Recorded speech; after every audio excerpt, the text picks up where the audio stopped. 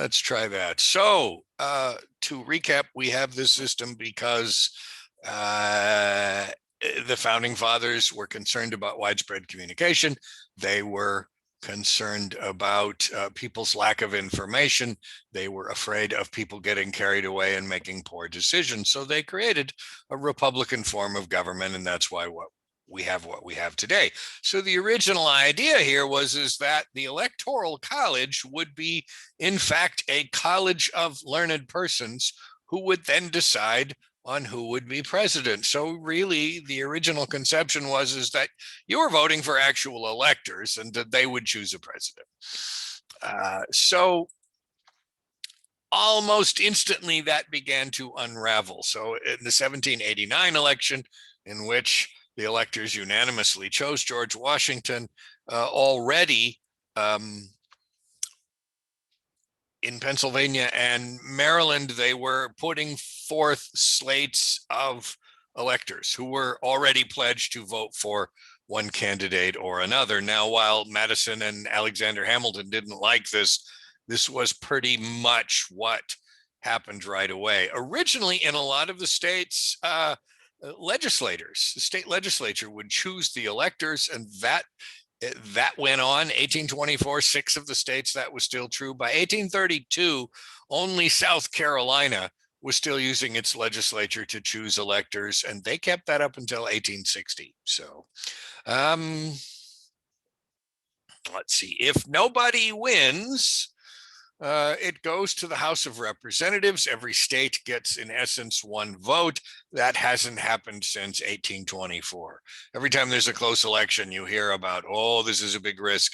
It's never happened. George Wallace was hoping that would happen in 1968, that he'd be able to control the South and get some concessions, but never got close. Another little side note about democracy: in standard U.S. history texts, you hear the Democratic Party, originally referred to as the Democratic Republicans. They never called themselves that. The party of Jefferson was the Republicans, and they didn't change their name until 1828 and called themselves Democrats, founded by supporters of Andrew Jackson. Another historical theory is that the Electoral College was created to please the save states, in that, because of the god-awful 3/5 rule, African Americans were only counted as 3/5 of a person. But in fact, prominent opponents of a national popular vote came from free states. So that's certainly not true. In any case, this is the system that we've had ever since. Let's see. Originally, electors cast 2 votes for president, and whoever came in second was the vice president. And then the election in 1800 was deadlocked between Thomas Jefferson and Aaron Burr, and ultimately the 12th Amendment separated the votes for president and vice president in 1803. So we got rid of that problem pretty quickly. Elections were often carried out by district, but for the most part, that's no longer true. States rapidly moved towards a system where slates of electors pledged to one candidate were chosen by citizens. As I said, very few faithless electors. It seems to violate the one person, one vote rule, but then so does the U.S. Senate. I mean, that's a pretty hard and fast rule. The Supreme Court, in a couple of different decisions, has basically said electoral districts have to be the same size. But if we look at the Electoral College, we find very small states have really as many votes as states that are larger than them, to an extent. I mean, congressional districts within a state have to be, for example, within 1% of each other. Same thing with state legislative districts or city council districts, if your city has those. So, and 51% of the Senate, you can get to that with only 17% of the people in the country. So these are issues that we face. in the one hand, having a minority being able to control things is a check on power. On the other hand, it's an impediment to progress. You have to decide which of those things you think is more important, and they're neither one to be completely ignored. The other problem that we have with the Electoral College, one of the conditions that's really no longer true, is that voters are no longer totally uninformed as they might have been in 1789. So the conditions that obtained at the time of the founding are no longer relevant. I pretty much think most people who vote have some idea of who they're voting for. So, and we no longer run the risk of the election being divided between favorite son candidates from multiple states. So it involves the whole country in the election, which is not a bad thing. On the other hand, it really does limit serious campaigning to a handful of swing states. That might go either way. I mean, that's where the election's won or lost. So that changes the nature of campaigning and encourages candidates to think about a rather narrow set of interests in trying to get elected. So some reformers have proposed what they call the National Popular Vote Interstate Compact, under which states pass legislation that binds their electors to support the national popular vote winner. For the compact to take effect, states would have to collectively represent at least 270 Electoral College votes, the bare minimum necessary to win. As of this writing, 16 states representing 196 electoral votes have signed on. I just don't see this happening. I mean, it's hard for me to imagine most states simply sort of saying, well, we'll do whatever until everybody else has to, right? So it works. It doesn't work perfectly.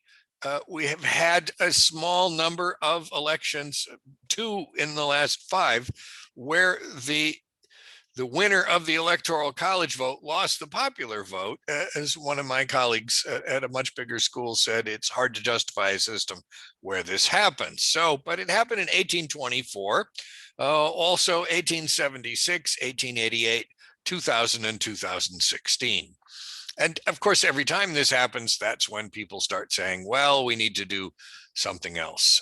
In addition, another 14 presidential elections, ranging from 1844 to 1996, the winner received a plurality, but not a majority of the total popular votes cast. And if we look at simply the 1992 election, when that was true, H. Ross Perot ran as a third-party candidate, and Bill Clinton ended up getting elected for the first time, defeating George H.W. Bush. Now, the talk at the time was that if not for Perot, Bush gets reelected, but in fact, research shows that Perot voters were pretty evenly split between Bush and Clinton. What it did mean was that Clinton did not take office with a particularly strong mandate. At least it looked that way from the popular vote, and Congress sort of ignored him. As a consequence, the Democrats didn't get a lot done for 2 years.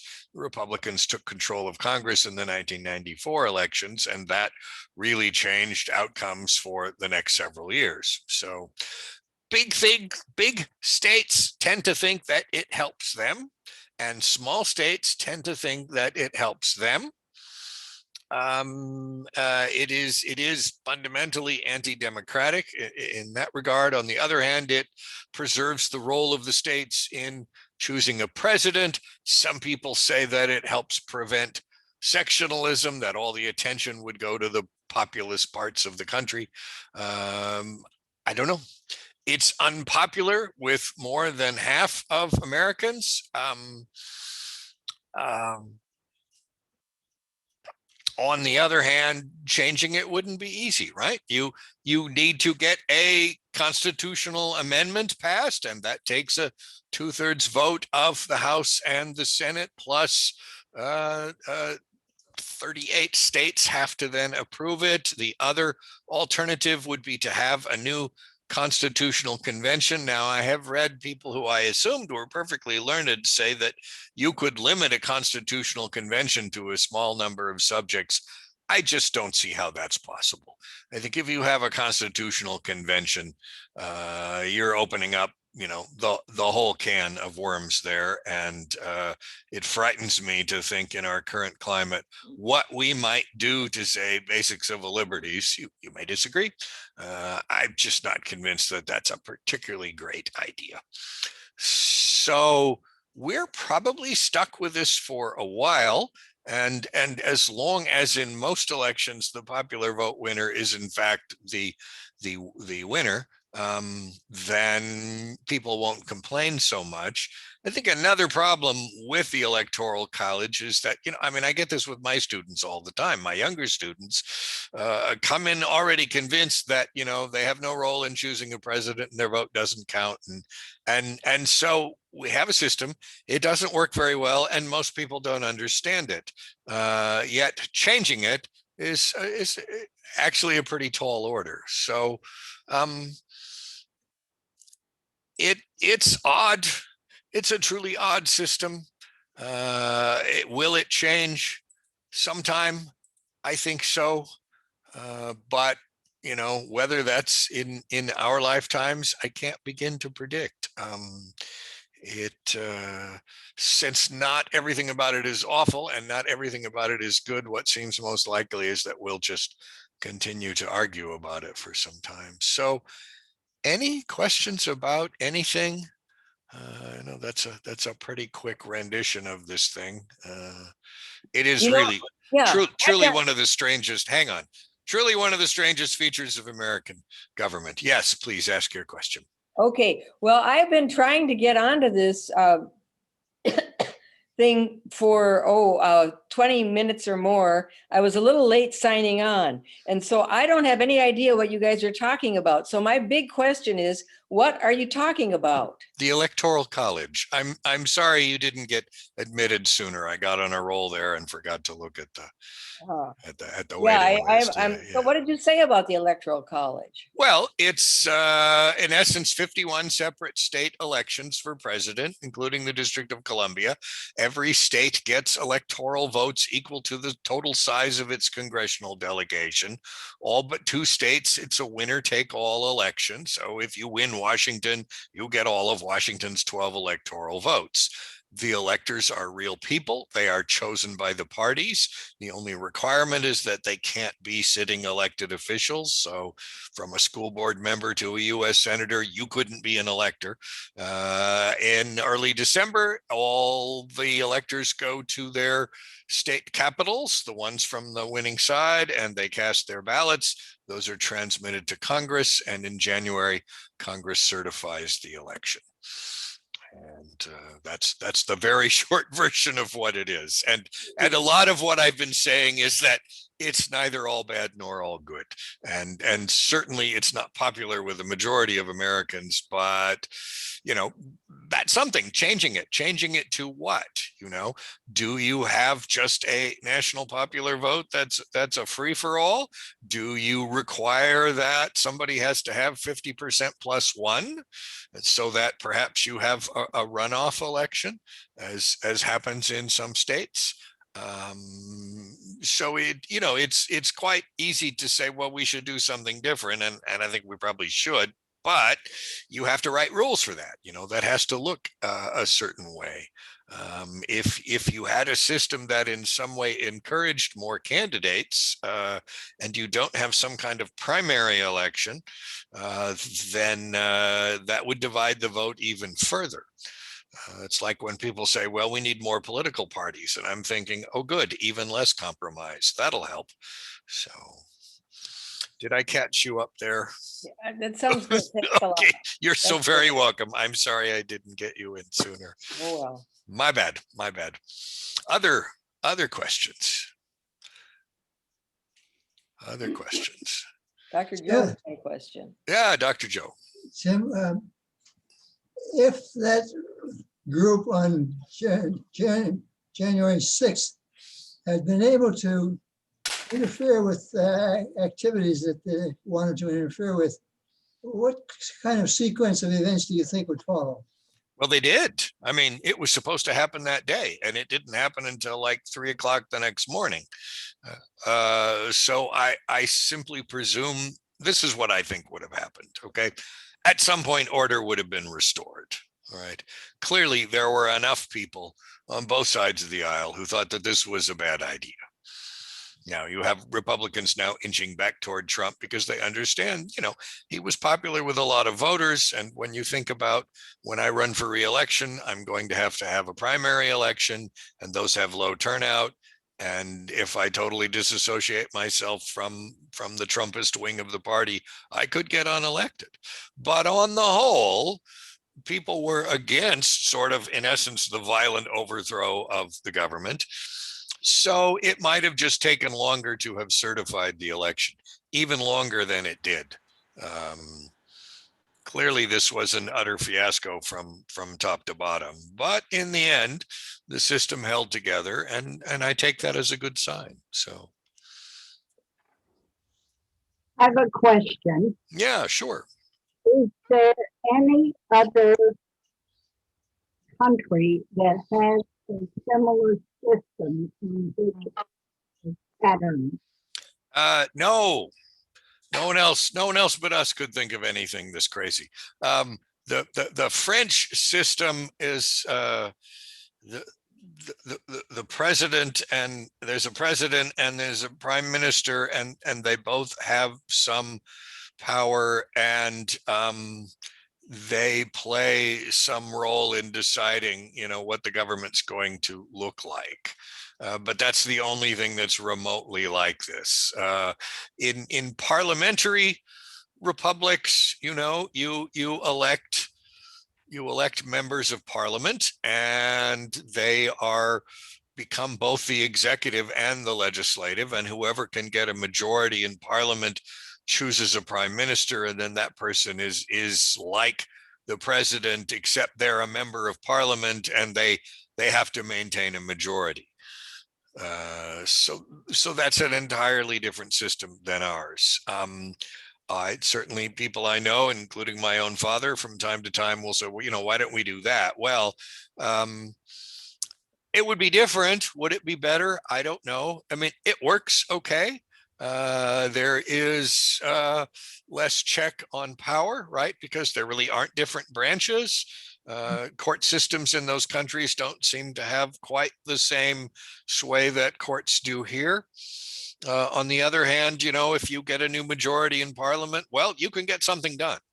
But we can look at a number of countries where nobody gets a majority, and so you have coalition governments, different parties trying to work together. Italy just, I think, collapsed, lost its 66th government since World War II. So, elections can happen a lot more often in parliamentary systems. So as with everything we've ever talked about, there are trade-offs here. In some countries, you have proportional representation. So instead of electing people by district, if your party gets 5% of the votes, well, then you get 5% of the seats in the legislative body. A lot of those countries have kind of a mixed system there, where some of the parliamentary seats are apportioned by district, and some, in essence, at large by which party is most popular. That electoral system encourages third parties, because under those circumstances, you're not throwing your vote away. If you're a libertarian and libertarians get 5% of the votes, well, then they'd get 5% of the seats in Congress, or a socialist or a Green Party. I mean, whatever, right? Under the system that we have, voters and candidates are really encouraged to migrate to one of the two main parties. So we have a two-party system simply because of the nature of our elections. Since they're by district and they're winner take all, you really have to want to make a statement to vote for something other than a Republican or a Democrat. And as a consequence, those parties are much broader. So we have people who are Democrats in name only, and parties, Republicans in name only, but that's as close as they can get to a party, or perhaps where they live. Gee, if I want to get elected, I better run as this and not that. So, Would you think that the January 6th assault on the Capitol had a chance of improving the results of the election? I don't really think it did. I really don't think it did, because ultimately there was a reaction and they were able to clear the Capitol.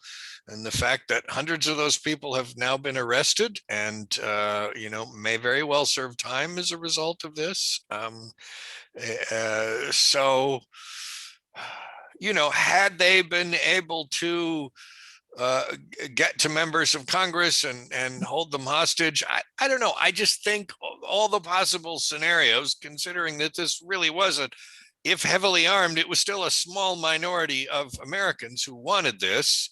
It seems unlikely that they would have gathered enough popular support to have pulled this off. I mean, we must remember that clearly a majority of Americans did prefer Joe Biden over Donald Trump.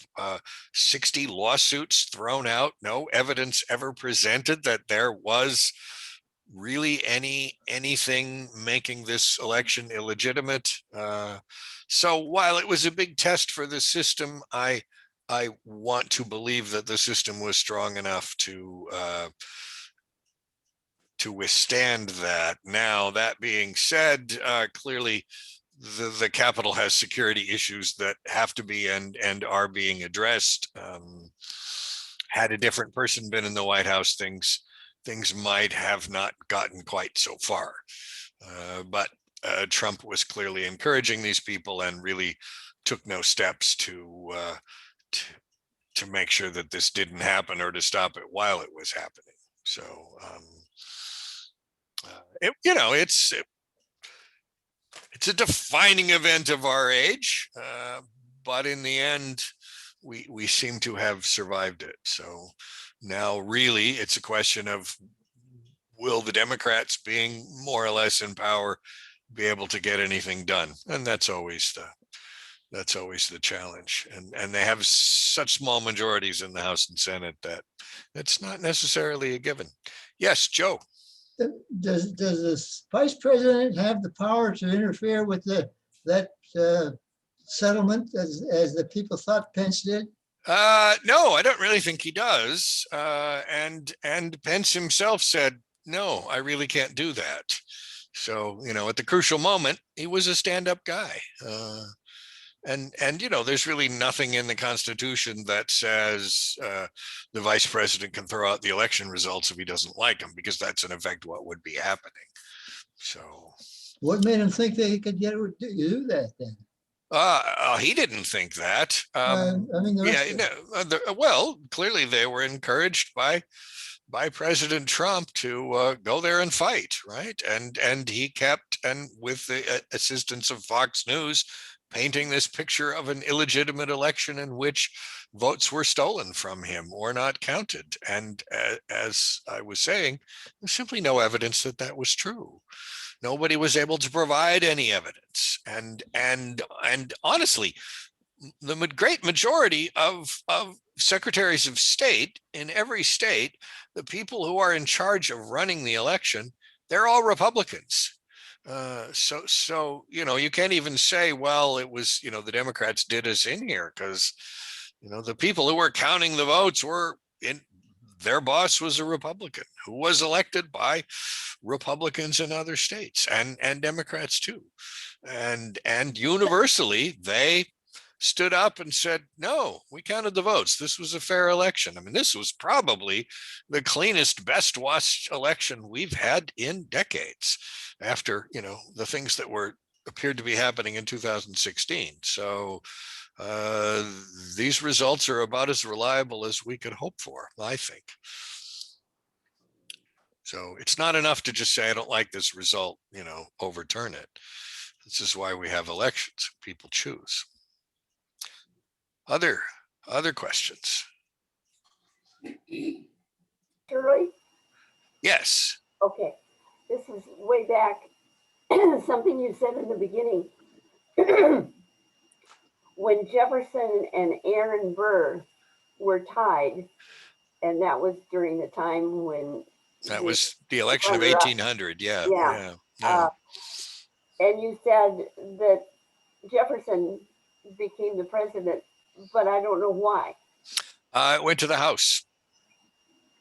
Oh, in the House. It went to the House, and the House decided. The Yeah. House Yeah. decided. Yeah. Yeah. Okay. Yeah. I don't think that many people actually wanted Aaron Burr to be president.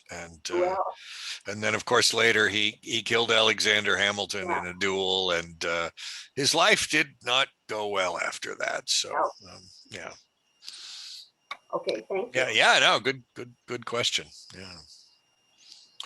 Other questions?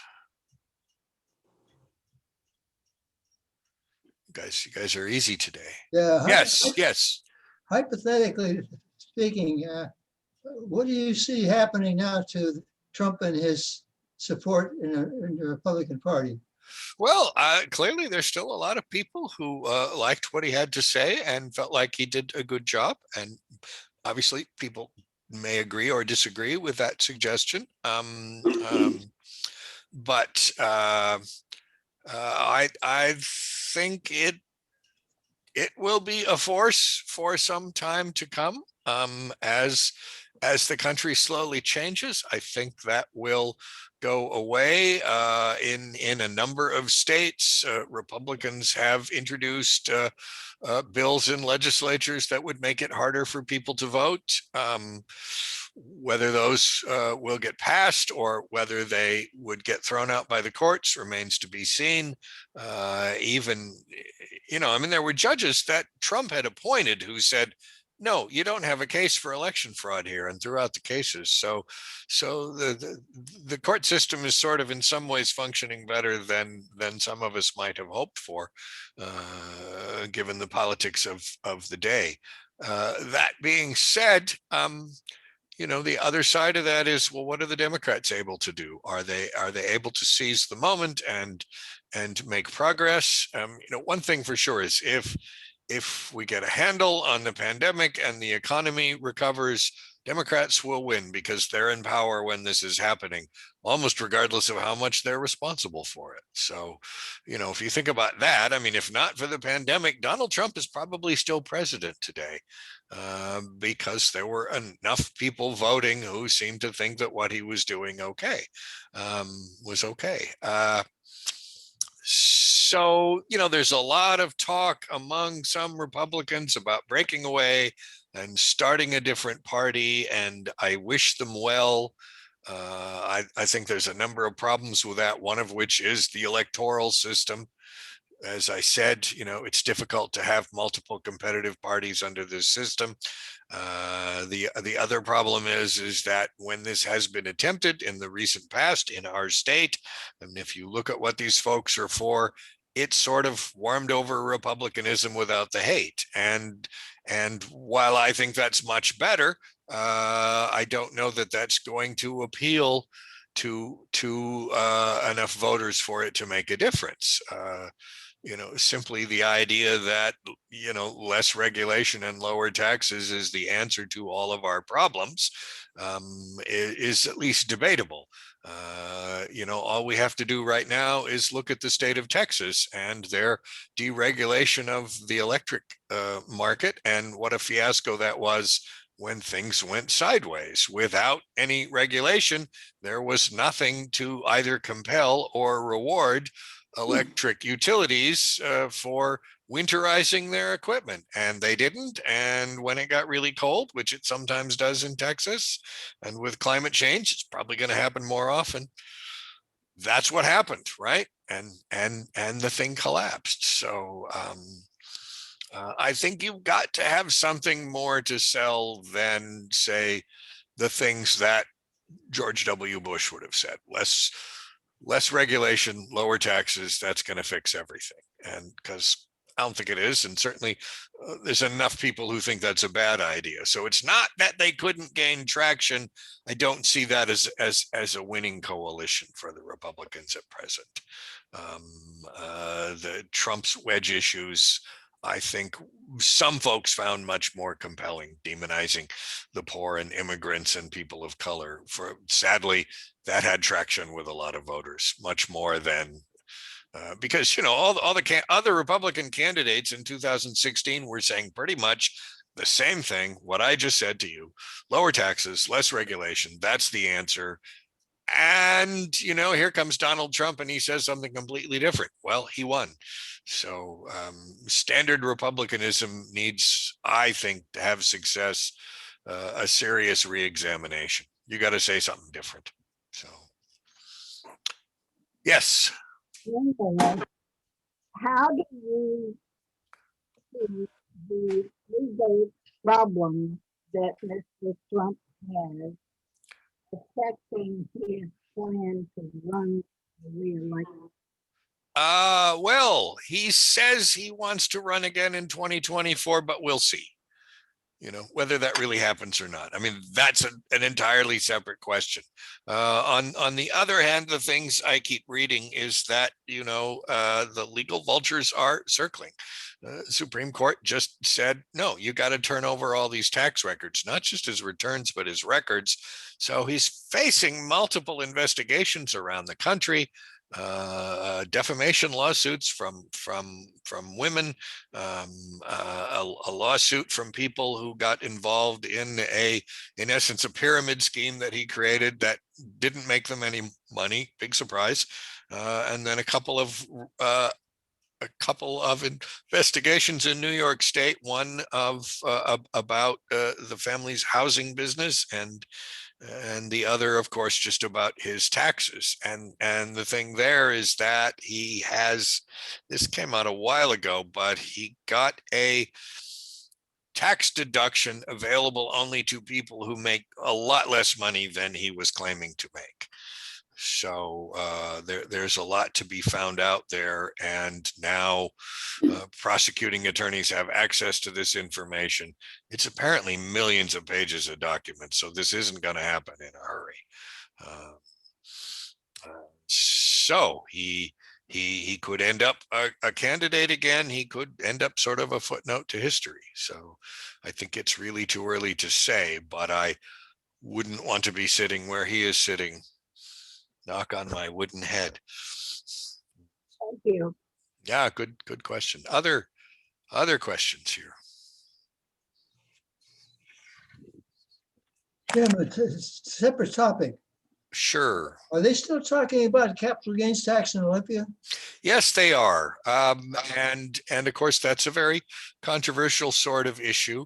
As I understand it, the threshold is high enough. There could be like only a dozen people in the state who would actually pay this tax. Certainly, most of us never will.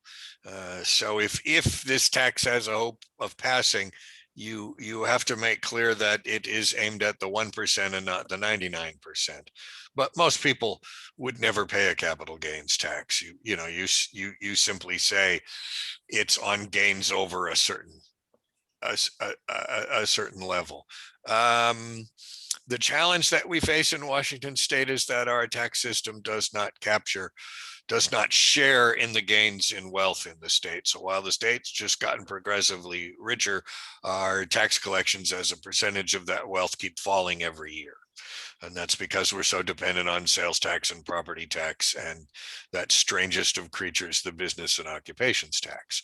So if we simply adopted Idaho's tax system, now Idaho is not exactly a hotbed of liberalism, right? I mean, its congressional delegation and its legislature and everything there is overwhelmingly Republican. If we adopted Idaho's tax system wholesale, just took it, we would take in $8 billion more a year. Now, I have no doubt the legislature would find a way to spend that. But the point is that our next door neighbor, a very conservative state, has a tax system that is sort of more fair and evenly applied. In Washington state, the poor tend to spend a much higher percentage of their income on taxes than the wealthy do. I gather that's why Jeff Bezos decided to come here. We had no income tax. He recognized that he'd do pretty well living in Washington state. So whether that's a good thing or a bad thing, that's up to you to decide. So that could happen, but certainly it's such a controversial hot button issue. And the people who would oppose this tax, I would predict, would probably do a very good job of convincing voters that this was just step one on the way to a total cashectomy for an average person in the state. So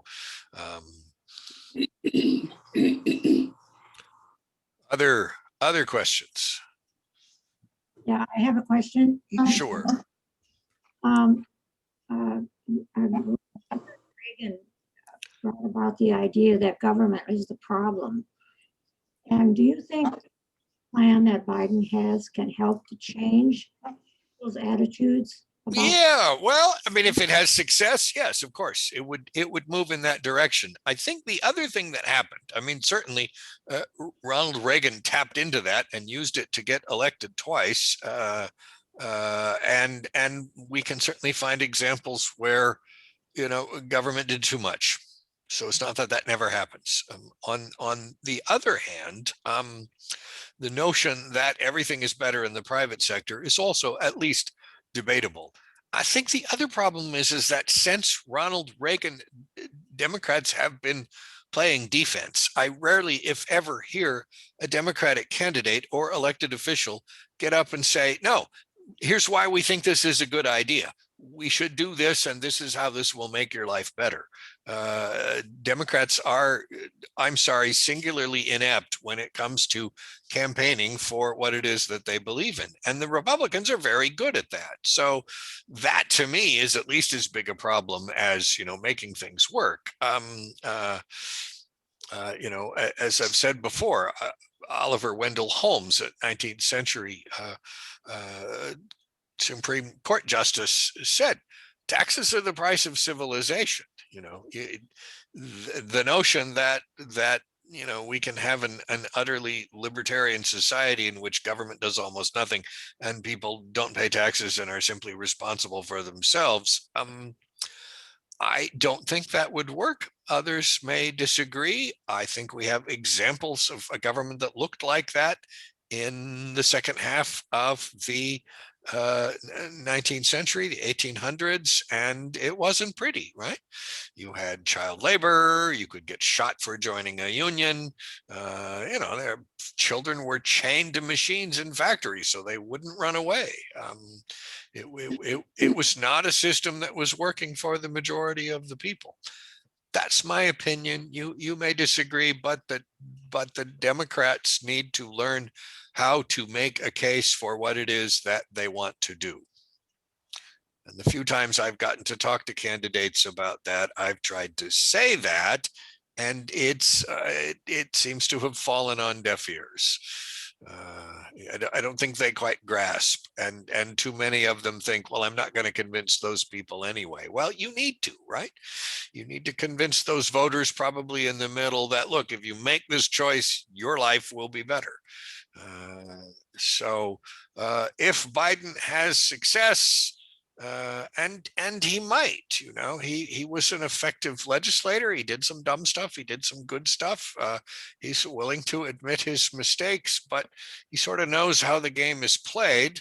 And I think he has some chance of making some things happen that would help Democrats, for better or for worse. I'm not saying it's a good thing or a bad thing, but clearly he has an opportunity there. Not quite as big an opportunity as President Obama had, who I think totally muffed it, but an opportunity there to change the national dialogue about the role of government in society. So, okay, thank you. That's all behind my team is what's been happening in the last few years. I'm sorry, can you say that again? That's been behind my thinking in the last few years. Yeah. Mine too. Other questions? I have another question. Sure. Do you think the Electoral College can survive all the new media we have in this day? Do I think the Electoral College can survive all the new media? Yeah, technology and things that. Oh, yeah. Well, there's a couple ways to think about that. One of which and this isn't, I know exactly what you meant, but it always comes to mind. I like to call it the Star Trek myth. You watch old episodes and pick a Star Trek series, they thaw out somebody from the 20th century and they say, well, we're all better people now. We've solved the problem of human want, etc. And I just think that's a pipe dream. I mean, I was explaining to somebody earlier today, look, if you read Aristotle and Plato, okay, who wrote 2,500 years ago, they were talking about the very same things we're talking about today in very similar terms. So I don't think technology is going to change that any more than 2,500 years did. Certainly, people have more access to information. They also have more access to misinformation. Social media has proven to be a way to connect people, but still, somebody else said this first. Revolutions are won by boots on the ground. So all the social media in the world won't matter if people don't show up and vote, show up in campaign, show up and protest for the things that they want. So while this maybe helps people connect, it isn't necessarily an assurance that there will be action. And some candidates have used social media very effectively. Certainly the president did. Ultimately, I think it was part of his downfall because he didn't know when to stop tweeting.